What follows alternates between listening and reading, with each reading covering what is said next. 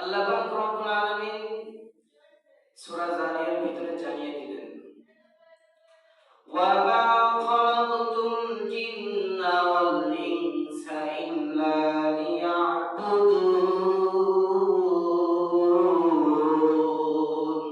আল্লাহু আকবার। আল্লাহ পাক রব্বুল আলামিন বলেন, আমি দুনিয়ার জমিনের উপরে মানুষ আর জিনকে সৃষ্টি করেছি শুধু একমাত্র আমি রব্বুল আলামিনের গোলামি করার জন্য, একমাত্র আমি আল্লাহ তাআলার ইবাদত করার জন্য। অন্য কোনো উদ্দেশ্যের জন্য আমি মানুষকে সৃষ্টি করি নাই, মানুষকে বানাই নাই। আল্লাহ পাক রব্বুল আলামিন মানুষকে একমাত্র আল্লাহর গোলামি করার জন্য বানাইছেন। অন্য কোনো উদ্দেশ্যের জন্য আল্লাহ মানুষকে বানাই নাই। দুনিয়ার মুসলমান, ভালো করে শুনিয়া নাও। আল্লাহ পাক রব্বুল আলামিন কিন্তু জানিয়ে দিয়েছেন, মানুষ তোর দুনিয়ার জন্য আমি বানাই না, দুনিয়া উপার্জন করার জন্য আমি আল্লাহ বানাই নাই। মানুষ দুনিয়ায় চিরস্থায়ী থাকার জন্য আমি আল্লাহ বানাই নাই। দুনিয়ার উপরে বাড়ি গাড়ি সব কিছু করার জন্য আমি আল্লাহ বানাই নাই।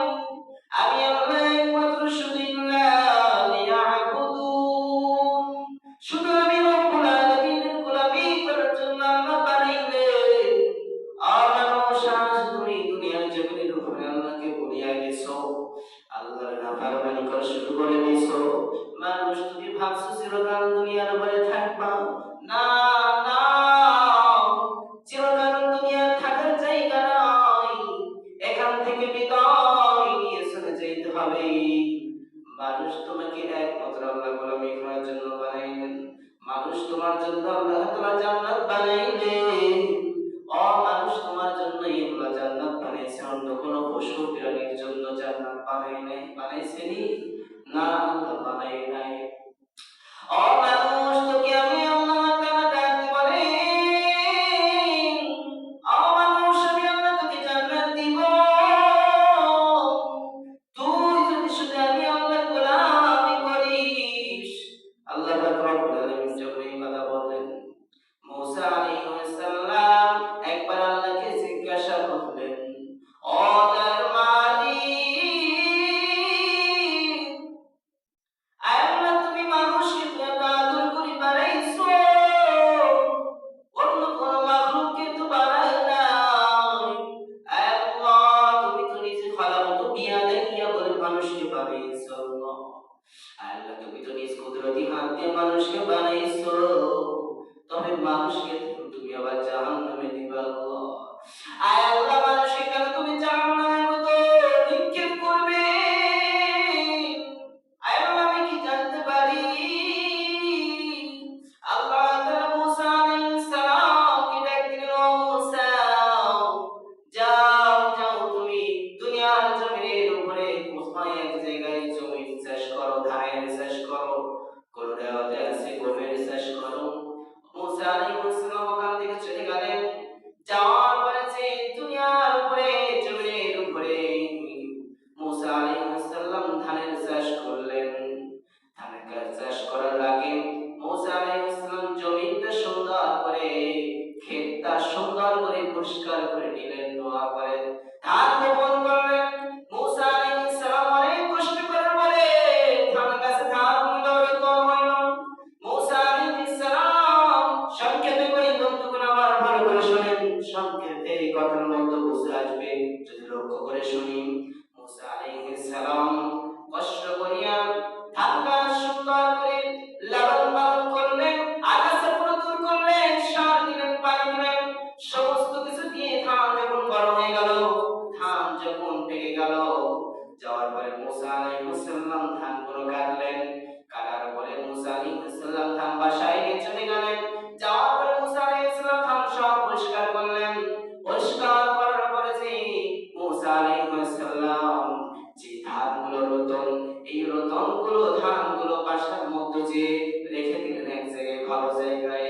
আর যে জায়গায় ওই যে ময়লা আবর্জনা বিছুনি বলা হয়, কি বলি, অনেকে বল বিছুনি ঘর বলা হয়, ওই সমস্ত জিনিসগুলো একপাশে রেখে দিলেন।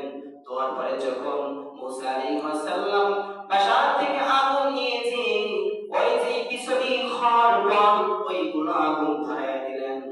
আল্লাহ পাক রব্বুল আলামিন সাথে সাথে ডাকতে বলেন, রে মুসা, ও মুসা আসো, তোমার সাথে আমার কথা আছে। মুসা আলাইহিস সালাম তোর বামনে চলে গেলেন। আল্লাহকে ডাকতে বলেন, আল্লাহ বলেন আপনি কি বলবেন, কি জিজ্ঞাসা করতে চান?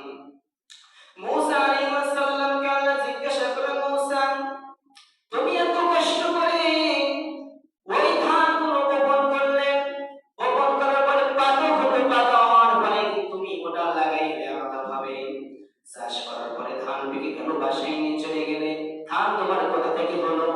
ধান তো তোমার হয়েছে গাছের থেকে। তারপরে ধান যখন পেকে গেল, বাসায় নিয়ে যে পরিষ্কার করার পরে ধানগুলো তুমি বাসায় করলে, কিন্তু গাছগুলো ওই বল আবর্জনা করে এক পাশে নিয়ে যে কেন আগুন ধরায়া দিলে? কারণ তুমি তো ওই গাছগুলো আদর করেছো, অনেক ভালোবেসেছো, ভালোবেসে পরিষ্কার করেছো, পানি দিয়েছো, সার দিয়েছো, অত কষ্ট মেহনত করেছো, ওই গাছের মাধ্যমে তো ধান হয়েছে। তাহলে তুমি গাছকে কেন পোড়াইয়া দিলে? নদীর মধ্যে খেটে খেটে কত পরিশ্রম করিয়া তুমি গাছকে লালন পালন করে বড় করেছো। ও মুসা, কেন তুমি আগুন ধরাইয়া দিলে আমাকে বলো। তখন মুসা আল্লাহকে ডাকতে বলেন, আল্লাহ আমি তো ওই ধান গাছের উদ্দেশ্যই, আমি তো ধান করি নাই, আমি তো ধান করেছি ধান গাছের থেকে ধান নেওয়ার জন্য, গাছ নেওয়ার জন্য নয়। আল্লাহ, গাছ তো আমার কোনো প্রয়োজন নাই, এই জন্য গাছগুলো আমি আগুন ধরাইয়া নির্বংশ করে দিয়েছি, আলাদা করে দিয়েছি, পোড়াইয়া দিয়েছি। আল্লাহ তাআলা বলেন, রে মুসা, আমি মানুষকে তো আদর করে বানাইলাম, একমাত্র আমি আল্লাহর ইবাদত করার জন্য, অন্য কোনো উদ্দেশ্যের জন্য বানাই নাই। তবে মানুষ যখন আমি আল্লাহর নাফরমানি করবে, আমি আল্লাহ তাআলা তাদেরকে ঠিক তুমি যেমন ধান গাছকে ফল আবর্জনা করে যেমন আগুন ধরাইয়া তুমি তাকে ধ্বংস করে দিয়েছো, ঠিক তেমনি আমি মানুষকেও জাহান্নামের ভিতরে নিক্ষেপ করিয়া তাদেরকে শাস্তি দিব। তাহলে মানুষ, তুমি নিজের কারণে কি জাহান্নামে যাইতেছো?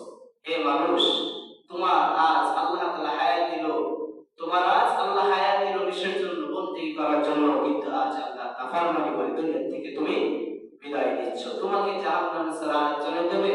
আরেকজনে দেবে? দেবে না। বন্ধুগণ আমার, এই জন্য এর দ্বারা এটাই বোঝা যায় যে আল্লাহ বন্দেগী করার জন্য পাঠাইছে, প্রত্যেক মানুষকে জান্নাত দান করবে। কিন্তু মানুষ, তুমি তোমার কারণে আল্লাহ তাআলার কাছ থেকে জাহান্নাম তুমি ছিনায় নিয়ে তুমি নিজেই জাহান্নামের ভিতরে গ্রেফতার হচ্ছ, নিক্ষিপ্ত হচ্ছ। বন্ধুগণ আমার, যা কিছু বললাম আল্লাহ পাক রব্বুল আলামিন এর উপর সঠিকভাবে আমল করার তৌফিক দান করুন। সকলে বলে আমিন। ওয়া আখিরু দাওয়ানা আলহামদুলিল্লাহি রাব্বিল আলামিন। আসসালামু